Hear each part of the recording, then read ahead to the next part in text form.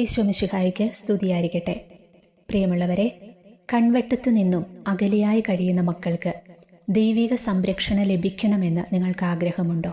എങ്കിൽ ഇന്ന് ഞാൻ പറയുന്ന വചനം നിങ്ങൾ എഴുതിയെടുത്ത് മക്കൾക്കായി പ്രാർത്ഥിക്കൂ. മക്കൾ അടുത്തുണ്ടാകുമ്പോൾ മാതാപിതാക്കൾക്ക് ആശ്വാസമാണ്. അവർക്ക് നൽകാൻ കഴിയുന്ന സംരക്ഷണത്തിന് പരിധിയുണ്ടെങ്കിൽ പോലും. ഒന്നുമല്ലെങ്കിലും മക്കൾ കൺവെട്ടത്തുണ്ടല്ലോ.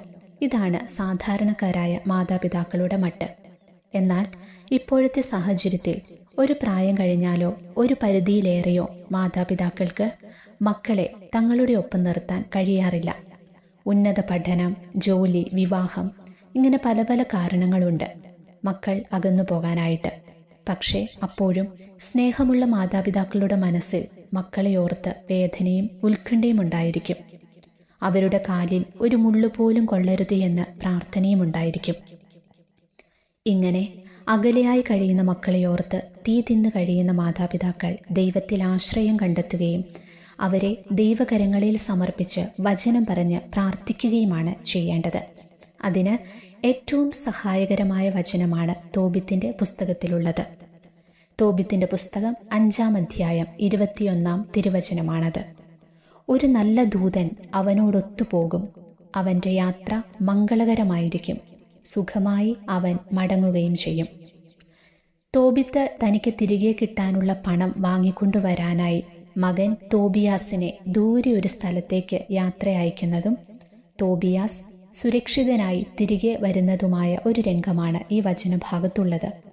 മകനെ അത്രയും ദൂരേക്ക് അയക്കാൻ അമ്മ വിസമ്മതം രേഖപ്പെടുത്തുമ്പോൾ തോബിത്ത് ഭാര്യയെ ആശ്വസിപ്പിക്കുന്നത് മേൽപ്പറഞ്ഞ വചനം പറഞ്ഞാണ്.